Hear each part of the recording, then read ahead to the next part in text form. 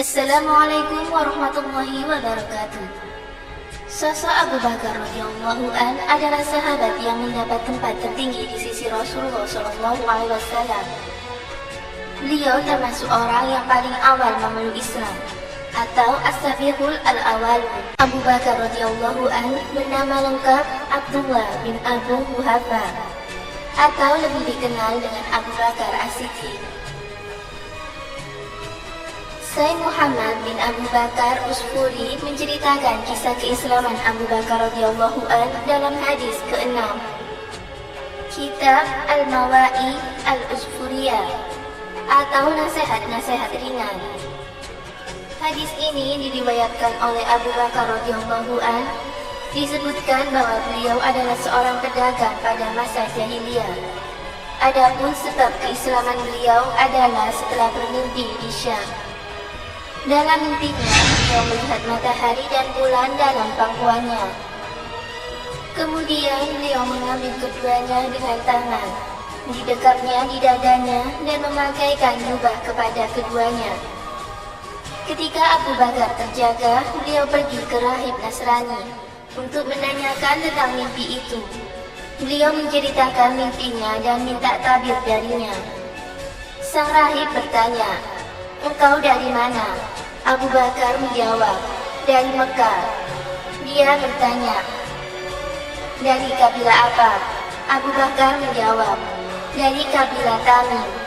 Sang rahib bertanya lagi, "Apa pekerjaanmu?" Abu Bakar menjawab, "Berdagang."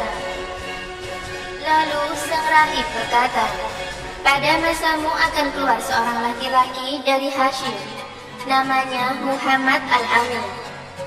Dia dari kabilah Hashim, dan dia akan menjadi nabi akhir zaman.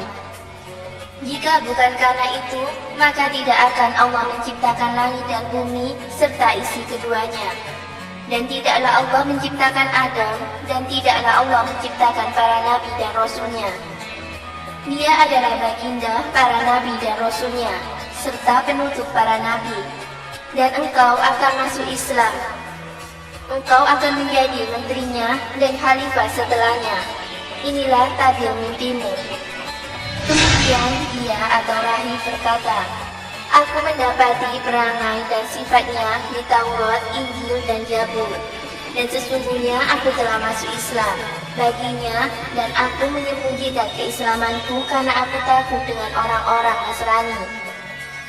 Ketika Abu Bakar mendengarkan penjelasan rahib itu tentang Nabi Muhammad SAW, luluhlah hatinya dan rindu mengunjungi Nabi Muhammad SAW. Kemudian Abu Bakar kembali ke Mekah dan mencari Nabi Muhammad SAW dan akhirnya bertemu beliau. Abu Bakar menyukai beliau SAW dan tidak sabar walau sesaat memandang wajah beliau SAW. Setelah sekian lama, suatu hari Rasulullah SAW berkata padanya, "Wahai Abu Bakar, setiap hari engkau datang kepadaku dan engkau duduk bersamaku. Mengapa engkau tidak masuk Islam?" Abu Bakar radhiyallahu an menjawab, "Andai kata engkau adalah seorang nabi, maka engkau harus memiliki mukjizat." Nabi SAW bersabda, "Tidakkah cukup bagimu mukjizat yang telah engkau lihat di Hisham dan telah ditabirkan oleh rahib tersebut, dan dia telah mengabarkanmu tentang keislamannya?" Mendengar ucapan Rasulullah itu, Abu Bakar radhiyallahu an berkata, "Aku bersaksi bahwa tiada Tuhan selain Allah dan bahwa engkau Muhammad adalah utusan Allah." Abu Bakar pun memeluk Islam dan memperbagusi keislamannya. Menurut ulama ahli sejarah, Abu Bakar wafat malam Selasa antara waktu Maghrib dan Isya pada 8 Jumadil Awal 13 Hijriah karena sakit yang ia derita. Usia beliau saat meninggal dunia adalah 63 tahun. Beliau dimakamkan di samping makam Rasulullah SAW di komplek Masjid Nabawi, Madinah. Amalan yang menebus sebagian dosa. Dalam kitabnya, Sayyid Muhammad bin Abu Bakar Usfuri menulis sebuah hadis Nabi Shallallahu Alaihi Wasallam. Dari Abu Nar Al-Wasiti berkata, aku mendengar Abu Roja Al-At-Taribi meriwayatkan hadis dari Abu Bakar As-Siddiq bahwasanya seorang badui datang kepada Nabi Shallallahu Alaihi Wasallam.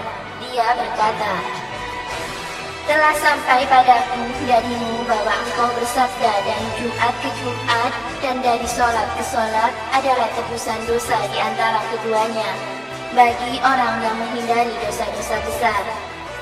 Lalu Rasulullah Shallallahu Alaihi Wasallam bersabda, benar. Kemudian beliau bersabda lagi, mandi di hari Jumat adalah tebusan dosa. Berjalan menuju sholat Jumat adalah tebusan dosa. Setiap langkah menuju sholat Jumat seperti beramal 20 tahun.